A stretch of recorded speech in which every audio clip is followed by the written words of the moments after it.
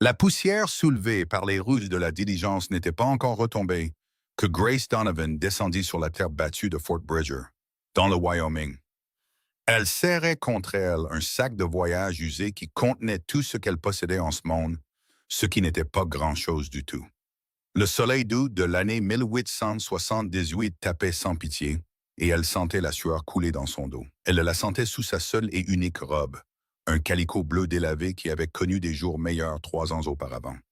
Ses cheveux sombres étaient relevés en un chignon, aussi soigné que possible après 2 semaines de voyage, et ses yeux verts balayaient nerveusement la rue poussiéreuse, à la recherche d'un visage qu'elle n'avait vu que sur une seule photographie. Calvin Porter se tenait devant le magasin général, son chapeau à la main. Il le faisait tourner encore et encore en regardant la diligence. Son expression mêlait l'espoir et la terreur à part égale. À 26 ans, il avait bâti un ranch respectable à 10 miles de la ville. Mais à quoi bon réussir si un homme rentrait chaque soir dans une maison vide? Son ami lui avait suggéré d'écrire à une agence de vente par correspondance de fiancés dans l'Est. Et après 6 mois de correspondance, Grace Donovan avait accepté de venir dans l'Ouest pour l'épouser. Il lui avait dit la vérité dans ses lettres. Il n'était pas riche. Il paraît ne m'était dit riche, mais il n'était pas pauvre non plus. Il avait des terres, du bétail et une maison qui avait besoin d'une touche féminine. Il lui avait promis l'honnêteté, un travail acharné et une chance d'avoir une vie meilleure que celle qu'elle avait à Boston. Ce qu'il ne lui avait pas dit, car il ne savait pas comment le formuler sur le papier, c'est qu'il était si seul que le silence de la prairie menaçait parfois de l'engloutir tout entier. Grace le vit presque immédiatement. Il ressemblait exactement à sa photo, grand et mince, avec des cheveux châtain clair et des yeux bienveillants plissés au coin à force de regarder le soleil. Il était beau, d'une beauté burinée, et lorsque leurs regards se croisèrent dans la rue poussiéreuse, elle sentit son cœur faire quelque chose d'étrange dans sa poitrine. Calvin traversa la rue à grandes enjambées, s'arrêtant à une distance respectueuse d'elle. Mademoiselle Donovan? Oui. Sa voix sortit plus faible qu'elle ne l'aurait voulu. Monsieur Porter, Calvin, s'il vous plaît. Il sourit et cela transforma tout son visage. Bienvenue à Fort Bridger. Comment s'est passé votre voyage? Long, admet-elle, mais je suis là maintenant. Il hocha la tête, regardant le petit sac unique à ses pieds. Y a-t-il d'autres bagages? Grace sentit la chaleur lui monter aux joues. Non, c'est tout. Quelque chose traversa son visage, de l'inquiétude peut-être, mais il n'insista pas. Eh bien, laissez-moi prendre ça pour vous. Je pensais que nous pourrions passer à l'hôtel pour que vous puissiez vous reposer et vous rafraîchir. Le révérend peut nous marier demain si cela vous convient, ou nous pouvons attendre quelques jours si vous avez besoin de plus de temps pour être sûr. Demain, c'est bien, dit Grace, se surprenant elle-même par sa certitude. Elle avait fait tout ce chemin pour épouser un étranger. Attendre ne le rendrait pas moins étranger, et elle n'avait nulle part où aller. Ses parents étaient morts, son frère avait sa propre famille à charge, et le travail à l'usine de Boston tuait lentement son esprit. C'était sa chance d'avoir quelque chose de différent, peut-être quelque chose de mieux. Calvin ramassa son sac, qui ne pesait presque rien, et la conduisit dans la rue. Fort Bridger n'avait pas grand-chose à offrir, juste un ensemble de bâtiments en bois regroupés autour d'une large rue principale. Mais la ville avait un certain charme brut. Des montagnes se dressaient au loin, et l'air sentait le propre malgré la poussière. « J'ai pris la liberté de vous réserver une chambre pour ce soir, » dit Calvin en marchant. « Je me suis dit que vous voudriez peut-être passer une dernière nuit seule avant, eh bien, avant que nous soyons mariés. » Grace lui jeta un coup d'œil. « C'est très prévenant. »« Je veux que vous vous sentiez à l'aise, » dit-il, et elle pouvait entendre la sincérité dans sa voix. « Je sais que ce n'est pas une chose facile que vous avez faite, venir de si loin pour épouser un homme que vous n'avez jamais rencontré. Je veux bien faire les choses avec vous, Grace. Puis-je vous appeler Grace? Oui, bien sûr. Et je veux être une bonne épouse pour vous, Calvin. Il s'arrêta de marcher et se tourna pour lui faire face. Je n'attends pas la perfection. Je veux juste un partenariat. Je veux quelqu'un avec qui partager ma vie, avec qui construire quelque chose. Est-ce que cela vous convient? Elle croisa son regard et n'y vit que de l'honnêteté. Oui, cela me convient parfaitement. L'hôtel était petit mais propre, et la propriétaire, une femme robuste nommée Madame Henderson, s'occupa de Grace comme une mère poule. Calvin s'excusa après avoir fait monter de l'eau chaude pour un bain, promettant de revenir dans quelques heures pour l'emmener dîner. Seule dans la petite chambre, Grace s'effondra sur le lit et se permit de respirer. Elle l'avait fait, elle l'avait vraiment fait, à des milliers de miles de tout ce qu'elle avait toujours connu, sur le point d'épouser un étranger avec une seule robe et moins de 5 $ en poche. Elle aurait dû être terrifiée, mais à la place, elle ressentait autre chose. De l'espoir, peut-être, ou des possibilités. Ce soir-là, Calvin l'emmena dans le seul restaurant de la ville, un endroit appelé Martha's, qui servait d'une nourriture simple mais copieuse. Grace réalisa qu'elle était affamée et mangea avec plus d'enthousiasme qu'il n'était probablement convenable pour une dame. Mais Calvin ne sembla pas s'en soucier. Il lui parla de son ranch, du bétail qu'il élevait et des chevaux qu'il entraînait. Il parlait de la terre avec un tel amour qu'elle pouvait presque la voir à travers ses yeux. « Et vous » demanda-t-il finalement. « Vos lettres m'en ont dit un peu, mais je veux entendre parler de votre vie avec vos propres mots. » Grace posa sa fourchette. « Il n'y a pas grand-chose à raconter d'intéressant. Mon père était commis. Nous n'avons jamais été riches, mais nous nous en sortions. Quand il est mort, ma mère a commencé à faire de la couture. Quand elle est morte 2 ans plus tard, je suis allé travailler dans une usine de textile. Mon frère s'est marié et a 3 enfants. Il n'y avait pas de place pour moi dans sa maison et le travail à l'usine était dur. Très dur. Quand j'ai vu l'annonce pour les épouses par correspondance, cela m'a semblé être la providence. Est-ce que Boston vous manque? » Elle réfléchit honnêtement à la question. Ce que c'était quand mes parents étaient en vie me manque, mais ce que c'est devenu, non, ça ne me manque pas du tout. Calvin tendit la main sur la table et toucha doucement la sienne. C'était la première fois qu'il la touchait, et Grace sentit une chaleur se propager à partir de ce point de contact. « Je ferai de mon mieux pour que vous ne regrettiez jamais d'être venu ici. » Le lendemain matin, Grace enfila de nouveau sa robe de calicot bleu, n'ayant pas d'autre choix, et essaya de se donner l'air le plus nuptial possible. Madame Henderson apparut à sa porte avec une poignée de fleurs sauvages attachées avec un ruban. « Toute mariée a besoin de fleurs, » dit la femme plus âgée, les yeux étrangement brillants. « Vous êtes ravissante, ma chère. » Grace ne se sentait pas ravissante. Sa robe était délavée et usée, rapiécée à 2 endroits, et elle n'avait ni voile ni sous-vêtements spéciaux, rien de ce qu'une mariée devrait avoir. Mais elle prit les fleurs et remercia Madame Henderson avec une gratitude sincère. La cérémonie fut simple, célébrée dans la petite église avec Madame Henderson et le commerçant, Monsieur Walsh, comme témoin. Le révérend Thomas célébra le service avec une dignité tranquille. Calvin portait sa plus belle chemise et avait clairement fait un effort pour dompter ses cheveux rebelles. Quand il prit sa main dans la sienne, Grace sentit les callosités sur sa paume, la preuve d'un travail acharné, et trouva cela rassurant d'une certaine manière. « Moi, Calvin James Porter, je te prends, Grace Elizabeth Donovan, pour être ma légitime épouse. » Sa voix était stable, et quand ce fut son tour, elle essaya d'égaler sa fermeté. « Moi, Grace Elizabeth Donovan, je te prends, Calvin James Porter, pour être mon légitime époux. » Le révérend les déclara mari et femme, et Calvin l'embrassa doucement sur la joue, ses lèvres effleurant à peine sa peau. C'était chaste et convenable, mais Grace sentit néanmoins son pouls s'accélérer. Après la cérémonie, Calvin l'aida à monter dans son chariot, son petit sac déjà chargé à l'arrière. Ils quittèrent un Fort Bridger pour la campagne environnante, et à chaque mile, Grace regardait la ville disparaître derrière eux. Le paysage ne ressemblait à rien de ce qu'elle avait connu à Boston.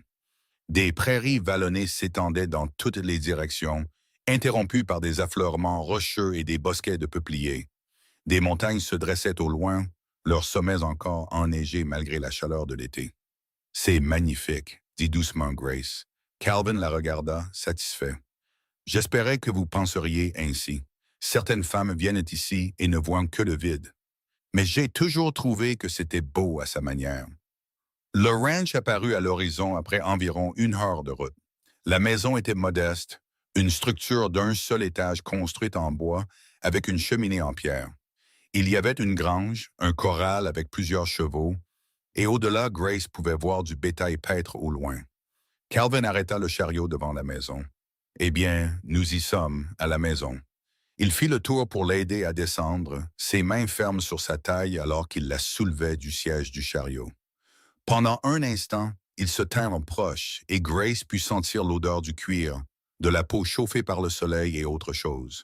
Quelque chose de distinctement masculin qui fit papillonner son estomac.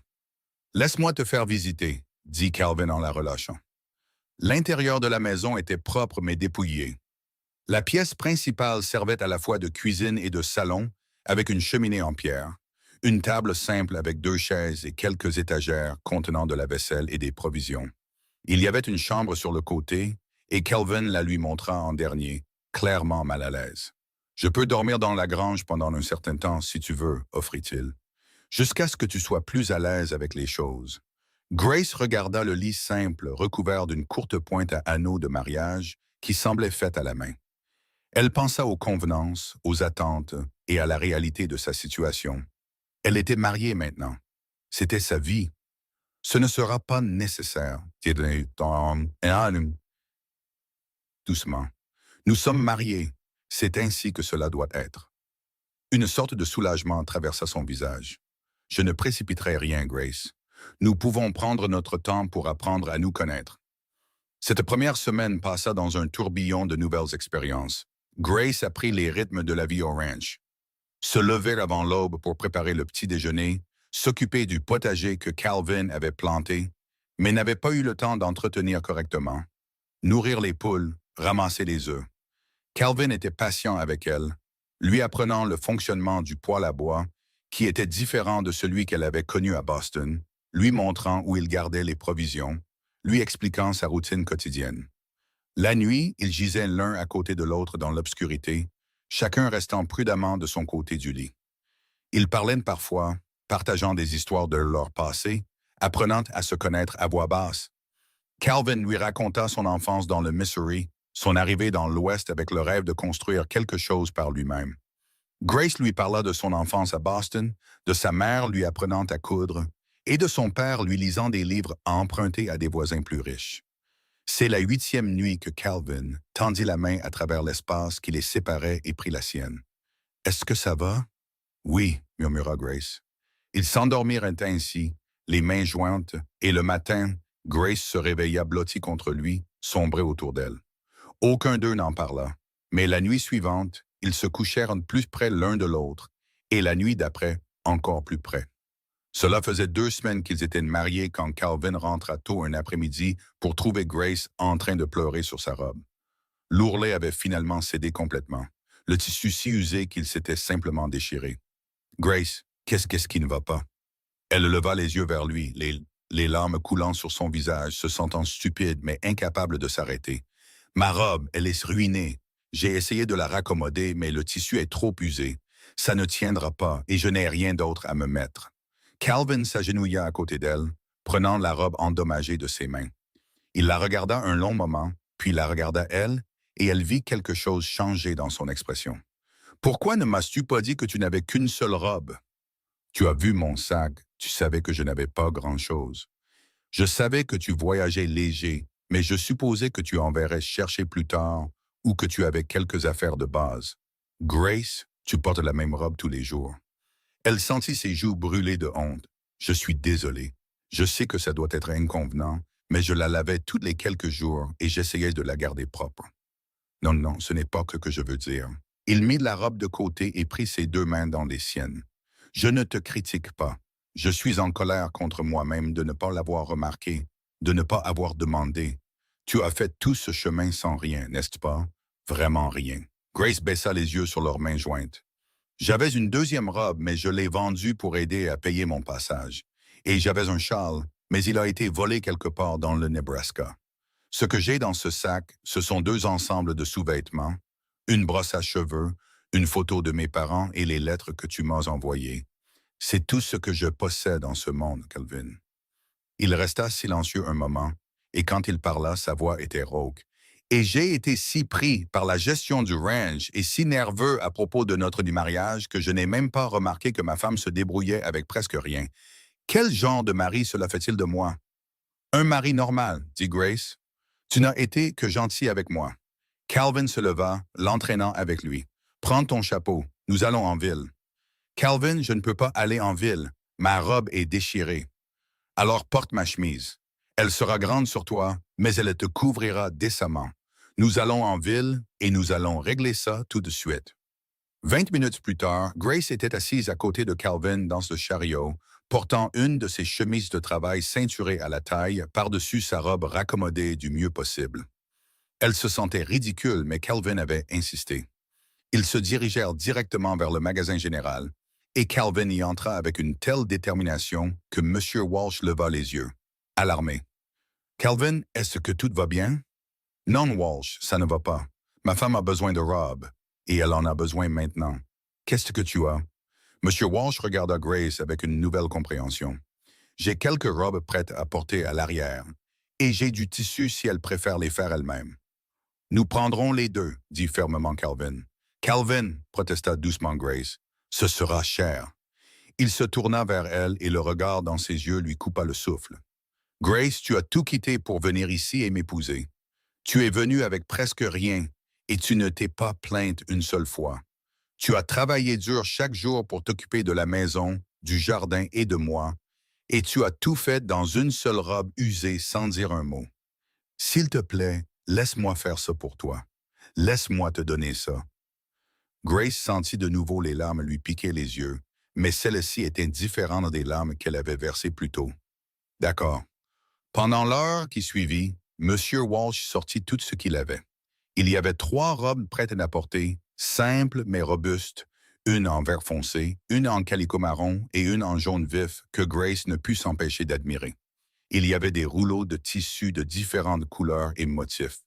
Il y avait des rubans et des galons de dentelle, des aiguilles et du fil, des boutons et des crochets, et toutes sortes d'articles de mercerie. « Essaie les robes prêtes à porter », l'exhorta Calvin. « Voici l'une d'elles te va. » Grace alla dans la petite arrière-salle pour les essayer.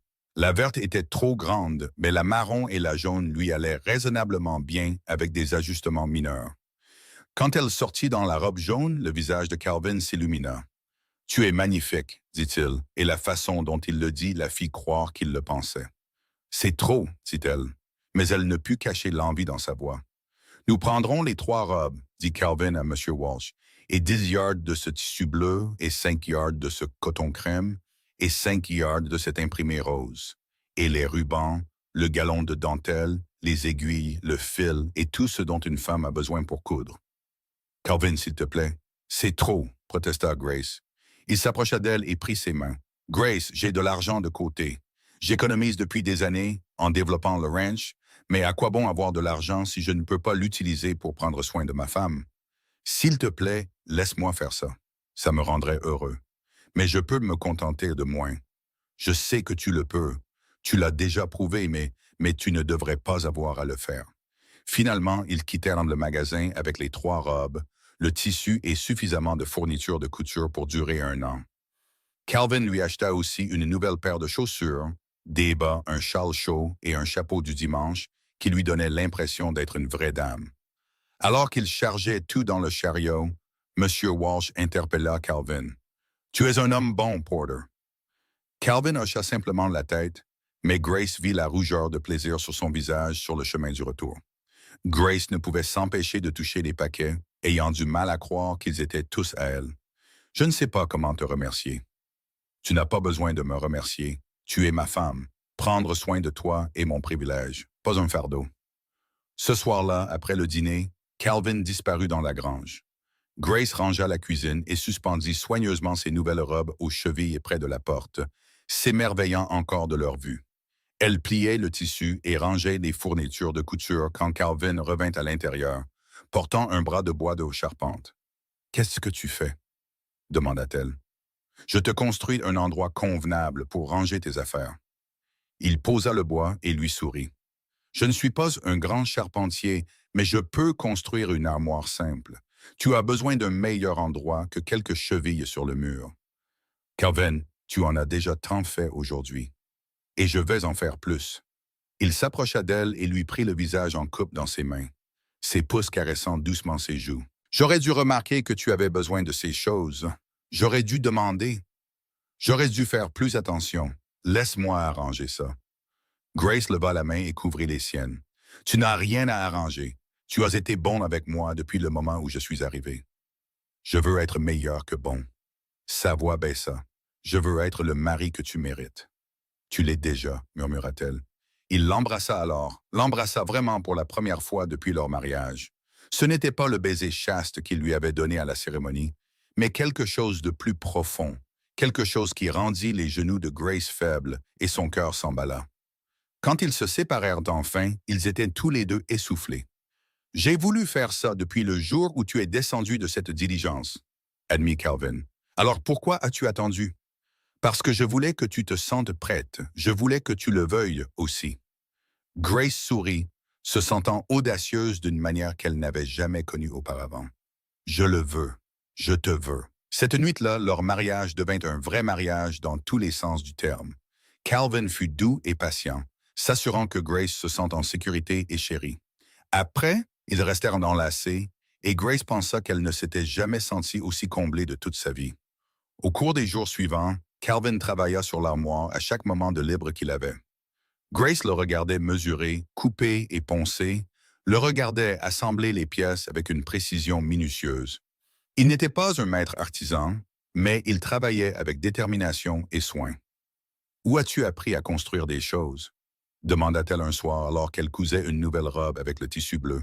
« Mon père était charpentier. J'ai appris les bases avec lui avant sa mort. Je ne suis pas aussi bon que lui, mais j'en sais assez pour faire quelque chose de fonctionnel. » C'est plus que fonctionnel, c'est magnifique. L'armoire était en effet magnifique dans sa simplicité. Calvin l'avait fabriquée en pin, avec deux portes qui s'ouvraient pour révéler une tringle d'un côté et des étagères de l'autre. Il avait même sculpté un simple motif de fleurs le long du bord supérieur. « Ce sont des fleurs sauvages, expliqua-t-il quand elle traça le motif avec ses doigts, comme celles que Madame Henderson t'a données le jour de notre mariage. » Grace sentit de nouveau les larmes lui piquer les yeux. « Calvin, c'est parfait. » Il posa ses outils et la prit dans ses bras. « Tu es parfaite. Ce n'est que du bois et des clous. » « Non, c'est plus que ça. C'est de l'attention, c'est de la prévenance, c'est de l'amour. » Elle le sentit se tendre légèrement au mot « amour » et elle craignit d'en avoir trop dit trop tôt. Mais ensuite, il lui releva le menton pour qu'elle doive croiser son regard. « Est-ce de l'amour? Je veux dire pour toi. » Grace prit une profonde inspiration et répondit honnêtement. « Oui, je pense que oui. Je sais que nous ne sommes mariés que depuis quelques semaines, mais oui, je pense que je suis en train de tomber amoureuse de toi, Calvin Porter. » Le sourire qui se répandit sur son visage fut comme un lever de soleil. « Bien, parce que je sais que je suis en train de tomber amoureux de toi, Grace Porter. Je pense que j'ai commencé à tomber amoureux dès que je t'ai vu descendre de cette diligence, l'air si courageuse et si effrayée à la fois. » Il l'embrassa de nouveau, et Grace pensa qu'elle n'avait jamais été plus heureuse qu'à ce moment, dans cette simple maison du Wyoming, dans les bras d'un homme qui lui avait construit une armoire parce qu'il voulait qu'elle ait un endroit pour garder ses rêves. L'armoire fut terminée 3 jours plus tard, et Calvin la plaça dans le coin de leur chambre, avec les portes ouvertes pour que Grace puisse l'admirer correctement. Ensemble, ils y suspendirent ses 3 nouvelles robes et plièrent ses nouveaux sous-vêtements et bas sur les étagères. Le tissu était soigneusement plié en bas, attendant d'être transformé en d'autres robes. « Elle a l'air encore vide, » observa Calvin. « Nous devrons la remplir davantage. » « Calvin, j'ai plus de vêtements maintenant que je n'en ai eu depuis des années. C'est merveilleux.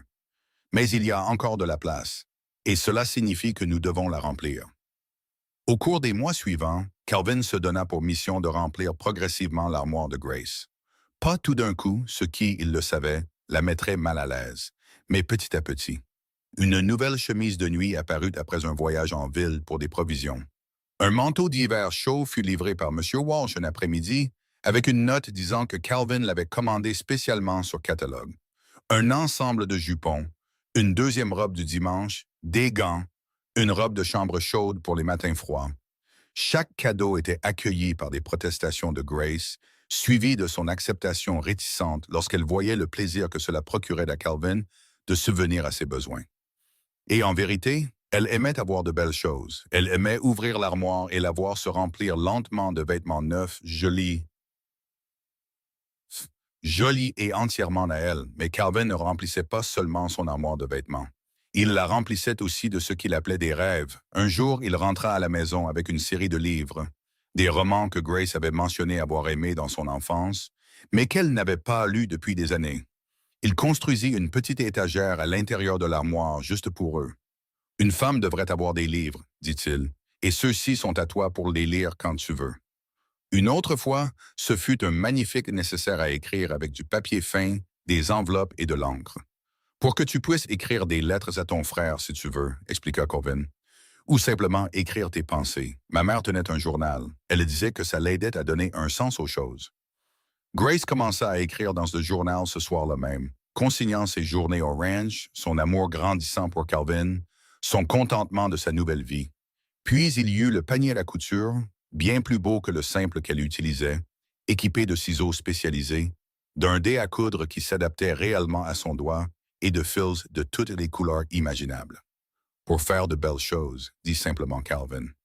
Grace utilisa ses fournitures pour faire des rideaux pour leurs fenêtres, des nappes pour leur table et une nouvelle chemise pour Calvin qu'il porta avec une fierté évidente. Alors que l'automne se transformait en hiver et que l'hiver fondait au printemps, leur vie commune s'approfondit et grandit. Grace apprit à monter à cheval pour pouvoir accompagner Calvin lorsqu'il vérifiait le bétail. Calvin apprit que Grace faisait la meilleure tarte aux pommes qu'il ait jamais goûtée et la supplia d'en faire une tous les dimanches. Ils travaillaient ensemble, jouaient ensemble, riaient ensemble. Le ranch prospéra. La gestion prudente et le travail acharné de Calvin portèrent leurs fruits avec du bétail en bonne santé et des chevaux forts. Il put embaucher un jeune homme nommé Johnny pour l'aider dans les gros travaux, ce qui lui donna plus de temps à passer avec Grace. Et Grace s'épanouit. La femme mince et pâle qui était descendue de la diligence s'était transformée en quelqu'un de vibrant et de sain. La bonne nourriture, l'air frais et le bonheur avaient mis de la couleur sur ses joues et de la lumière dans ses yeux. Elle avait pris du poids aux bons endroits et Calvin aimait lui dire à quel point elle était belle. À la fin du printemps, Grace réalisa qu'elle était enceinte. Elle l'annonça à Calvin un soir après le dîner, observant attentivement son visage pour voir sa réaction. « Un bébé », répéta-t-il, sa voix étrange. « Oui, es-tu content ?» Il se leva si vite que sa chaise tomba, puis la prit dans ses bras et la fit tourner. « Contente, Grace? Je suis plus heureux que je ne l'ai jamais été. Un bébé, notre bébé. » Il la reposa doucement, la traitant soudain comme si elle était en verre. « Tu vas bien? As-tu besoin de t'asseoir? Devrais-tu te reposer? » Grace rit. « Calvin, je suis enceinte, pas mourante. Je vais parfaitement bien. Mais nous devons être prudents. Plus de promenades à cheval, plus de charges lourdes. Tu devrais te reposer davantage. »« Je serai raisonnable, » promet Grace. « Mais je ne deviendrai pas une invalide. Les femmes ont des bébés tous les jours, et la plupart continuent de travailler jusqu'à la fin. Mais tu n'es pas comme la plupart des femmes. Tu es ma femme, et je ne prendrai aucun risque avec toi. » Ce fut leur première vraie dispute, Grace insistant sur le fait qu'elle était capable de faire son travail normal, et Calvin insistant sur le fait qu'elle devait être plus prudente. Ils firent finalement un compromis, Grace acceptant de laisser Johnny s'occuper de certaines des tâches les plus lourdes, et Calvin acceptant de cesser de la couvrir autant. Alors que le ventre de Grace s'arrondissait, Calvin devint encore plus dévoué à remplir son armoire de rêve. Il acheta du tissu pour les vêtements de bébé, et Grace passa des heures heureuses à coudre de minuscules robes et couvertures. Il construisit un berceau avec le même pain qu'il avait utilisé pour l'armoire, sculptant le même motif de fleurs sauvages sur les côtés. « Pour que le bébé sache qu'il est aimé », expliqua-t-il. Un après-midi particulièrement chaud d'août, presque un an jour pour jour après l'arrivée de Grace à Fort Bridger, Calvin rentra tôt pour trouver Grace assise à l'ombre du porche, les mains sur son ventre arrondi, l'air troublé. « Qu'est-ce qui ne va pas ?» demanda-t-il immédiatement, s'agenouillant à côté de sa chaise. « Rien ne va mal, exactement, » dit lentement Grace. « Mais je pensais au bébé, au fait de mettre une nouvelle vie au monde, et j'ai réalisé quelque chose. »« Quoi? » ?»« Je ne veux pas que notre enfant se sente un jour comme je me suis senti ici avant de venir ici, mon bon. Pauvre, désespéré et sans option. Je ne veux pas qu'ils doivent quitter la maison avec une seule robe parce que c'est tout ce qu'ils possèdent. » Calvin prit ses mains. « Ils ne le feront pas. Je te le promets. Notre enfant aura tout ce dont il a besoin. Mais si quelque chose t'arrivait, si le ranch faisait faillite, S'il y avait une sécheresse, une maladie ou quelque chose que nous ne pouvons pas contrôler, Grace, tu t'inquiètes de choses qui n'arriveront peut-être jamais. Mais elles pourraient arriver, insista-t-elle. J'ai appris à mes dépens que la sécurité peut disparaître en un instant. Mon père est mort et nous avons tout perdu. Ma mère est morte et je n'avais rien. Je ne veux pas ça pour nos enfants. Enfant, Calvin sourit au pluriel. Malgré ses inquiétudes, Grace lui rendit son sourire. J'espère, j'aimerais avoir plusieurs enfants si nous sommes bénis de cette façon. Alors, nous aurons plusieurs enfants et ils seront tous aimés et soignés. Il fit une pause, réfléchissant. Mais je comprends ta peur. Qu'est-ce qui te ferait te sentir plus en sécurité? Grace y avait réfléchi. Je veux commencer à vendre mes coutures. Madame Henderson a mentionné qu'il y a des femmes en ville qui paieraient pour de la couture de qualité, et certaines des épouses de ranchers pourraient vouloir des courtes pointes ou de la broderie fine. Ce ne serait pas beaucoup d'argent, mais ce serait le mien, mis de côté au cas où nous en aurions besoin. Tu n'as pas besoin de travailler, dit Calvin. Je subviens à nos besoins. Je sais que tu le fais, et merveilleusement. Mais il ne s'agit pas de besoin, Calvin. Il s'agit pour moi de vouloir contribuer à quelque chose au-delà des tâches ménagères. Il s'agit d'avoir quelque chose à moi, un moyen d'aider à sécuriser notre avenir. Il resta silencieux un moment, puis hocha la tête.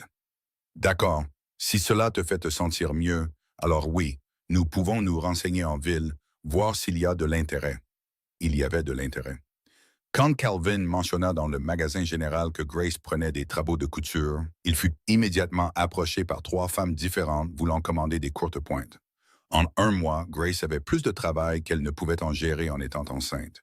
Elle se concentra donc sur des projets plus petits et promit des commandes plus importantes après la naissance du bébé. L'argent qu'elle gagnait, Calvin insista pour qu'elle le garde sur son propre compte à la banque de la ville. « C'est à toi, dit-il fermement. Je n'y toucherai pas. C'est ta sécurité, ton indépendance. » Grace l'aima encore plus pour sa compréhension. Leur fils naquit par une froide nuit de novembre, arrivant après 12 heures de travail qui laissèrent Grace épuisée mais triomphante. Calvin avait fait les 100 pas tout ce temps, usant le plancher, tandis que Madame Henderson et la sage-femme s'occupaient de Grace. Quand il entendit enfin le cri du bébé, il se précipita dans la pièce malgré les protestations de Madame Henderson. « Un garçon », annonça la sage-femme, plaçant le nourrisson braillard dans les bras de Grace. « En bonne santé et fort. » Calvin s'assit sur le lit à côté de Grace, regardant son fils avec émerveillement. « Il est parfait. »« Il te ressemble, » dit Grace, notant les cheveux couleur sable du bébé. « Il a ton nez, » rétorqua Calvin. Ils le nommèrent Thomas, d'après le père de Grace, et il devint le centre de leur monde.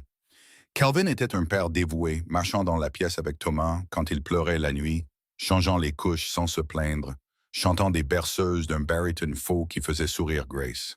L'armoire de leur chambre dut être réorganisée pour faire de la place aux vêtements de Thomas, que Grace cousait avec un soin affectueux à partir du tissu le plus fin que Calvin pouvait acheter. Mais Grace insista pour garder de la place pour ses propres affaires aussi, pour ses livres, son matériel d'écriture et ses fournitures de couture. « Ce sont toujours mes rêves, dit-elle à Calvin. Être mère ne signifie pas que j'arrête d'être moi-même. Je ne voudrais jamais que tu arrêtes d'être toi-même, l'assura Calvin. Je suis tombé amoureux de toi, Grace. Pas d'une idée de ce qu'une femme devrait être. Je t'aime, toi, entièrement. » Alors que Thomas passait de nourrisson à bambin, le ranch continuait de prospérer. Calvin engagea un autre homme, développant leur exploitation, et l'entreprise de couture de Grace grandit également. Elle se spécialisa dans les courtes pointes, créant de magnifiques motifs que des femmes venaient acheter des villes voisines. L'argent allait sur son compte, augmentant régulièrement. Pour leur 2e anniversaire, Calvin surprit Grace avec un voyage à Fort Bridger. Ils laissèrent Thomas avec Madame Henderson pour l'après-midi, et Calvin conduisit Grace en ville avec une expression mystérieuse. « Où allons-nous » demanda-t-elle. « Tu verras. » Il s'arrêta devant un nouveau bâtiment que Grace avait remarqué en construction au cours des derniers mois. L'enseigne indiquait « Portée mercantile ». Grace le fixa. « Calvin, qu'est-ce que c'est? » « C'est à nous. Enfin, à toi en réalité. J'ai acheté le bâtiment et je l'ai approvisionné en marchandises. Je pensais que tu voudrais peut-être vendre tes coutures ici et nous pouvons aussi vendre d'autres choses, du tissu, de la mercerie, Peut-être des vêtements de prêt-à-porter. Tout ce que tu penses qui se vendrait. Calvin, c'est trop. Je ne peux pas gérer un magasin et m'occuper de Thomas et de la maison. Tu n'as pas à le faire seul. J'ai embauché 2 femmes de la ville pour travailler ici pendant la journée. Tu peux venir quand tu veux, t'occuper de la comptabilité et des commandes, faire tes courtes pointes, mais on ne s'attend pas à ce que tu sois ici tous les jours. C'est un investissement dans ton avenir, dans notre avenir. J'ai pensé que cela te donnerait plus de sécurité, plus d'indépendance. Grace sentit les larmes couler sur son visage. Je n'arrive pas à croire que tu aies fait ça. Ça te plaît? Si ça me plaît, Calvin, j'adore ça. Je t'aime. Le magasin fut un succès dès le début. Les femmes que Calvin avait embauchées, Madame Chen et Mademoiselle Andrews, étaient d'excellentes travailleuses, et Grace apprécia le défi de diriger une entreprise. Elle partageait son temps entre le ranch et le magasin, emmenant Thomas avec elle quand elle allait en ville. Calvin construisit un petit parc derrière le comptoir où Thomas pouvait jouer pendant que Grace travaillait. 2 ans plus tard, leur fille naquit, une magnifique petite fille qu'ils nommèrent Catherine, d'après la mère de Calvin. Elle avait les cheveux sombres et les yeux verts de Grace, et elle enroula son père autour de son petit doigt dès son premier souffle. Avec 2 enfants, la vie était bien remplie mais joyeuse. Thomas adorait sa petite sœur, et Grace aimait regarder Calvin avec les 2 enfants. Il était patient et joueur, apprenant à Thomas à monter à cheval et chantant pour endormir Catherine. L'armoire de leur chambre avait évolué au fil des ans. Elle contenait toujours les vêtements de Grace, mais aussi des trésors de famille. Les lettres que Calvin avait écrites à Grace avant qu'elle ne vienne dans l'Ouest, attachées avec un ruban. Le premier dollar que le magasin avait gagné, encadré. Une mèche des cheveux de bébé de Thomas, la couverture dans laquelle Catherine avait été enveloppée à sa naissance, des photographies que le photographe itinérant avait prises de leur famille grandissante. Un soir, alors qu'ils étaient au lit après une longue journée, Calvin serra Grace contre lui. « Le regrettes-tu parfois ?» demanda-t-il. « D'être venu dans l'Ouest sans rien, d'avoir épousé un étranger. » Grace pensa à la jeune femme effrayée qui était descendue de la diligence 5 ans plus tôt avec une robe usée et un cœur plein d'espoir. Elle pensa à tout ce qu'elle avait gagné depuis. Pas seulement les choses matérielles, mais aussi les choses immatérielles. L'amour, la sécurité, un but, une famille. Pas un seul instant, dit-elle. Tout ce dont j'avais besoin, tout ce que j'espérais, je l'ai trouvé ici avec toi. C'est moi qui devrais être reconnaissant, dit Calvin. Tu as pris un risque avec moi, Grace. Tu m'as fait confiance quand tu n'avais aucune raison de le faire. Tu as construit cette vie avec moi. Tout ce qui est bon dans mon monde, c'est grâce à toi. Nous l'avons construite ensemble, corrigea Grace. C'est ce qui la rend si spéciale. Au fil des ans, leur famille continua de s'agrandir. Un autre fils, Peter, arriva 3 ans après Catherine, et 2 ans après des jumelles, Anna et Alice, complétèrent leur famille. La maison du ranch dut être agrandie 2 fois pour accueillir tout le monde, et l'armoire dans la chambre de Grace et Calvin y devint une sorte de légende familiale. L'armoire magique de maman, l'appelait Thomas, car elle semblait contenir tout ce qui était important, chaque souvenir digne d'être conservé. Le magasin de Grace prospéra, et elle s'installa finalement dans un bâtiment plus grand, employant 6 femmes et offrant non seulement du tissu et des fournitures de couture, mais aussi des vêtements prêts à porter, des chaussures et des accessoires. Elle devint une femme d'affaires prospère à part entière, connue dans tout le territoire pour ses prix justes et la qualité de ses produits. Le ranch de Calvin devint l'un des plus prospères du Wyoming. Son bétail était prisé pour sa qualité et ses chevaux étaient recherchés dans tout l'Ouest. Il était respecté dans la communauté, connu comme un employeur juste et un père de famille dévoué.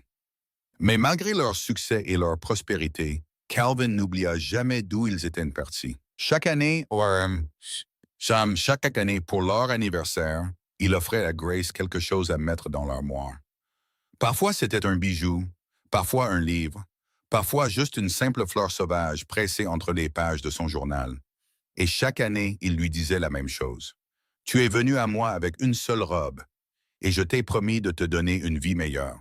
C'est mon rappel de ne jamais cesser d'essayer de remplir ta vie de belles choses. » Et Grace l'embrassait et lui disait qu'il l'avait déjà fait, que les plus belles choses de sa vie ne pouvaient pas être gardés dans une armoire. C'étaient les enfants qui riaient dans la pièce voisine, le ranch qui prospérait autour d'eux, la communauté dont ils faisaient partie, et surtout l'amour qu'ils partageaient. Thomas devint un jeune homme responsable qui aimait le ranch autant que son père. Il commença à courtiser la fille d'un rancher voisin, une fille sensée nommée Emma, que Grace apprécia immédiatement. Catherine montra une aptitude pour les affaires et commença à aider à gérer le magasin, apportant de nouvelles idées et une énergie qui augmentèrent encore plus les profits. Peter aimait les chevaux et passait chaque moment libre dans la grange, apprenant tout ce qu'il pouvait sur l'élevage et le dressage. Les jumelles étaient encore jeunes, vives et curieuses, tenant tout le monde en haleine. Pour leur 10e anniversaire, Calvin surprit de nouveau Grace. Il avait été secret pendant des semaines, disparaissant dans la grange pendant des heures, et Grace savait qu'il préparait quelque chose, mais ne pouvait deviner quoi. Le matin de leur anniversaire, il la conduisit à la grange. À l'intérieur, il avait installé un atelier entièrement équipé de tout ce dont elle pourrait avoir besoin pour la couture et le quilting. « Je sais que tu as de la place au magasin, dit-il, mais j'ai pensé que tu voudrais peut-être un endroit à la maison aussi.